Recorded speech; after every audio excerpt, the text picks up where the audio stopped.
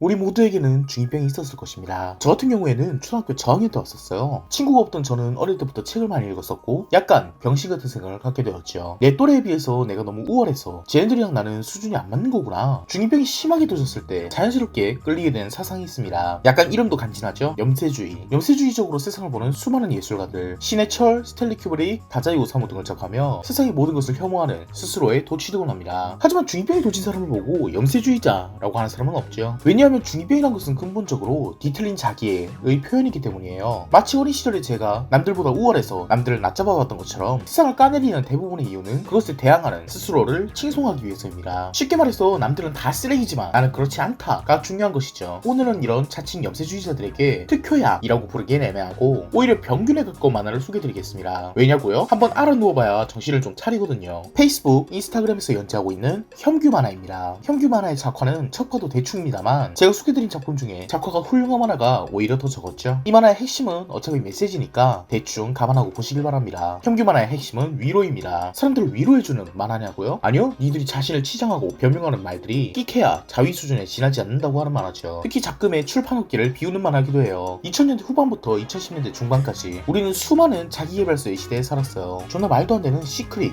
뭐 이딴 거 읽고 아프리카 청춘이다 뭐 이런 개소리를 하면서 스스로에게 채찍질을 하는 책들이 인기였죠. 물론 대부분은 스스로의 명성을 이용해서 돈이나 한탕 해보겠다는 쓰레기 책들이었지만요. 그런데 그런 자기개발서들의 범람에 지친 걸까요? 최근의 책들은 사람들이 말합니다. 너희가 왜 바뀌어야 하는데? 있는 그대로의 스스로를 바라보고 쓸데없는데 노력을 쏟지 말고 솔직한 감정을 인정해라 뭐 이런 내용이에요. 한때는 자신의 욕망을 줄이고 스스로를 채찍질하던 청춘들이 이제는 자기를 꽁꽁 싸매며 덜 상처받는 방법을 찾고 있죠. 그렇게 형성된 것은 결국 현실의 모습에 걸맞지 않은 비대해진 자기의 파편들만이 남아요. 이런 책들을 저는 예전부터 자기위로서라고 부르곤 했습니다. 혐규 만화는 이런 비대해진 자기애를 순식간에 꺼트려주는 주사 바늘이에요. 혐규의 네컷 만화는 크게 두 가지로 분류할 수 있는데 인간의 내면을 갉아먹는 만화와 세상의 모습을 비꼬는 만화예요. 혐규가 인간을 건드리는 방식은 흔히 자기애를 포장할 때 쓰는 말들 사랑, 열등감, 상처, 건강한 마음, 자존감 등등을 지독하게 비꼬아내는 방식이에요. 가령 이런 것이죠. 일반론적으로 흔히 하는 말들 인생을 성공과 실패로 나누지 맙시다. 옳고 좋은 말이지만 바로 다음 컷에서 그거 굳이 말로 해줘야 아는 거 아니니까요 라고 내다 꽂는 방식이죠. 혹은 현재 절망에 빠져있는 사람에게 위로가 되는 한마디를 던지기도 하죠. 지금 가는 길에 회의감이 들 때 눈을 감고 왜 이 길을 택했는지 과거에 꿈 많고 순수하던 나를 떠올려봐. 그리고 뒤틀어버리는 겁니다. 그리고 그 새끼를 존나 패. 아니면 누구나 하는 생각들을 이야기합니다. 남들을 대할 때에 나와 진짜 내가 달았다고 생각하지 않아? 마치 가면을 쓴 것처럼. 그리고 뭐 논리도 없이 욕을 해요. 어쩐지 괜히 한 대 패고 싶더라. 혐규 만화를 보고 있다 보면 은근히 사람들 하는 생각이 똑같다는 걸 알게 돼요. 울고 싶으면 맘껏 울어도 돼. 같은 말로 위안을 받는구나. 다들 스스로의 자존감이 존나 낮다고 생각하는구나. 다들 인간관계 속 자신은 진짜 자신이 아니라고 생각하는구나. 왜냐하면 너희들은 내가 보여주는 밝고 쾌활한 모습만을 보고 그 뒤에 숨은 어둡고 상처받은 그 모습은 알 수 없을 거니까. 대부분의 사람들이 생각하는 게 거기서 거기더라고요. 특히 혐규 만화에서는 자존감에 대한 이야기가 많은데요. 이게 하나하나 꽤 걸작입니다. 나는 자존감이 낮아서 칭찬을 듣고도 인정을 못해. 그런 존나 가짜는 칭찬에도 의미부여를 하는 거 보니 너는 진짜로 자존감이 낮구나. 아니야, 진심으로 칭찬하는 거였어. 아니면 이런 것도 있죠. 나 자존감이 낮은 게 걱정이야. 네가 자존감이 높아서 뭐하게? 이런 낮은 자존감을 이용해서 스스로의 위안을 삼는 경우가 있죠. 세상은 아름다운데 내가 자존감이 낮아서 아름다운 세상을 꼬아보고 있다느냐. 사실은 내 자존감은 아무 상관없고 세상은 그냥 병신일 수도 있는 건데도요. 이 만화는 그런 착각을 산산히 깨부숩니다. 낮은 자존감에 감사합니다. 자존감이 낮아서 내가 착각하는 거라고 회피할 수 있어서요. 굳이 낮은 자존감이 아니더라도 사람에게는 자신을 직시하지 않기 위한 수많은 방어 기제들이 존재하죠. 잠깐 숨어도 회피하고 외면해도 괜찮지 않을까? 어차피 나중에 두 배로 쳐맞을 테니까 나만 소외된 기분이야. 다들 날 싫어해. 내가 왜 그런지 알려줄까? 사실 우울함이나 약간의 자기 비하는 견딜 수 없는 수준의 충격에 대응하기 위한 살짝의 배신 같은 존재이기도 하단 말이죠. 세상에 날 좋아하는 사람은 없어